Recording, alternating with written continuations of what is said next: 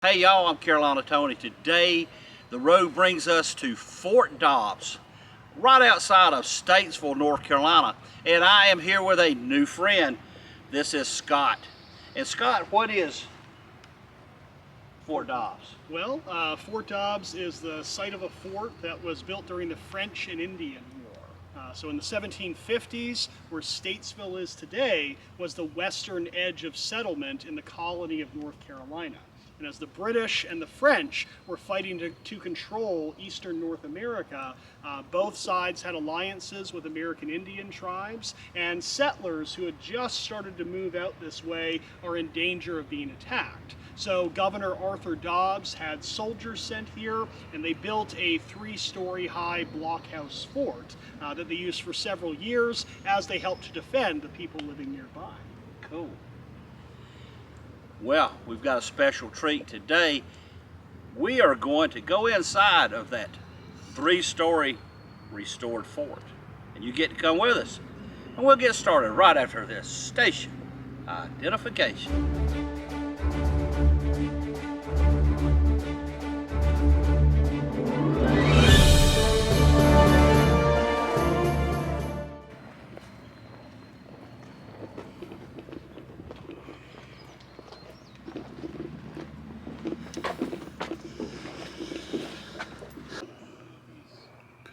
This cabin was moved to this site in 1941 by the Daughters of the American Revolution, and it served as a meeting site for more than 30 years before being taken over by the state and refurbished.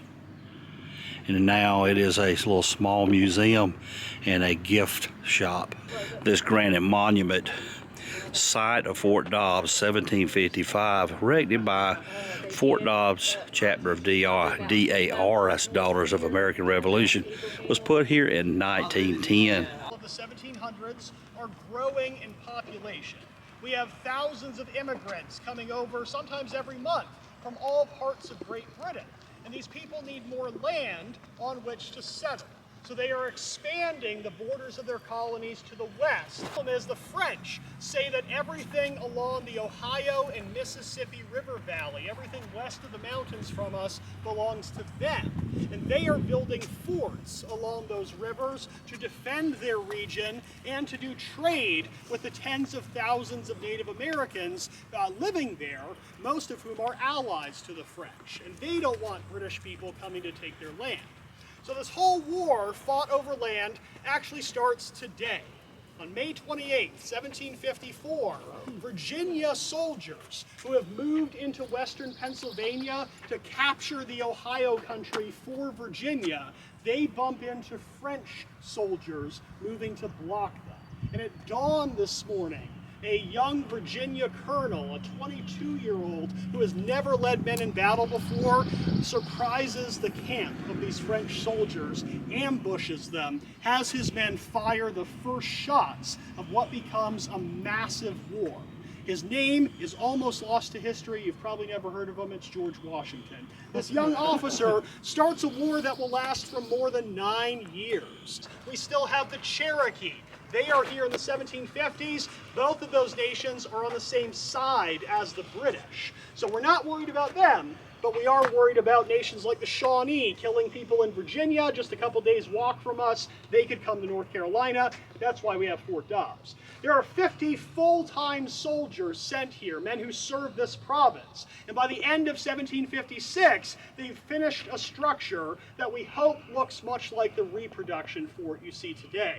100 soldiers live in Fort Dobbs. Those guys need a lot of stuff. They need tools to build and maintain the fort. They need ammunition, new clothing and shoes. They need a massive amount of food every day to feed 50 people. People live. We'd have wagons bringing stuff out here.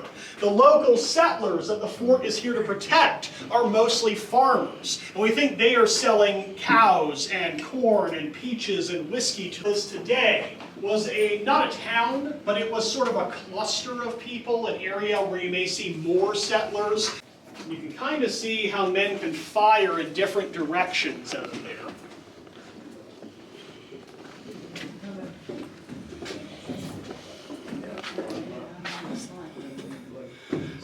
all these little holes that you could fire out of.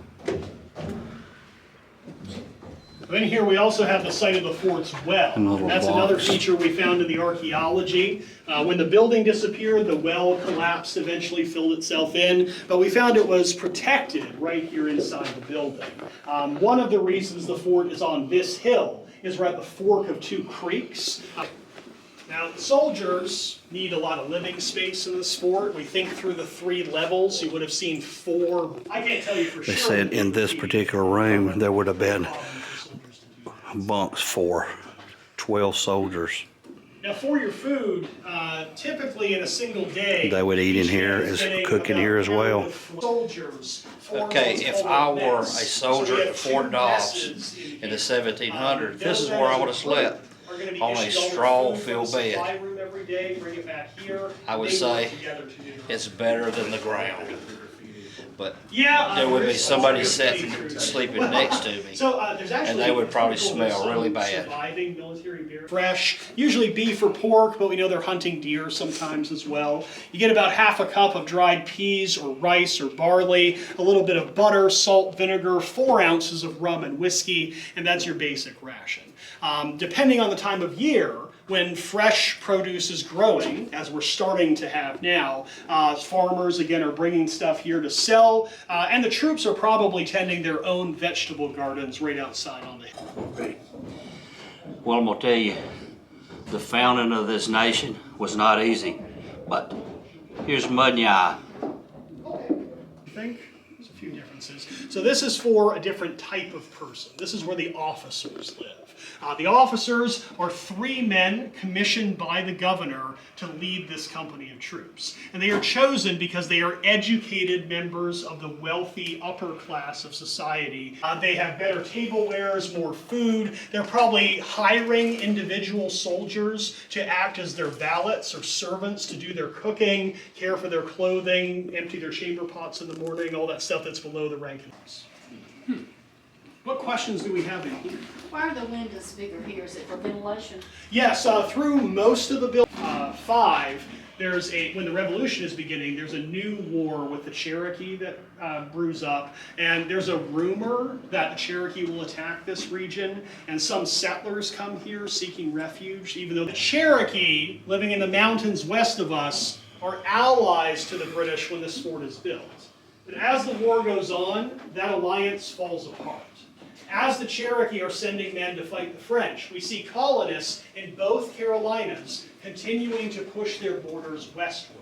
And while the Cherokee live in the mountains, they use a huge amount of the Piedmont out here to hunt and sustain their people.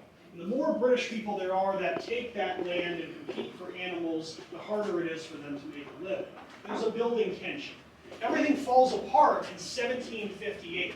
That year, more than 600 Cherokee go all the way to Pennsylvania to fight on the British Army's behalf. But as those men come back home, they pass Virginia's frontier, and they encounter settlers who have been attacked by other Native Americans for years at this point. Many of these Cherokee and small groups don't have escorts of white officers or even interpreters who speak English, and many of them are mistaken as enemies. Something is moving in the dark.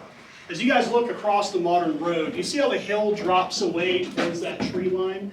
Somewhere in that low ground, there's an unknown number of Cherokee getting too close for comfort.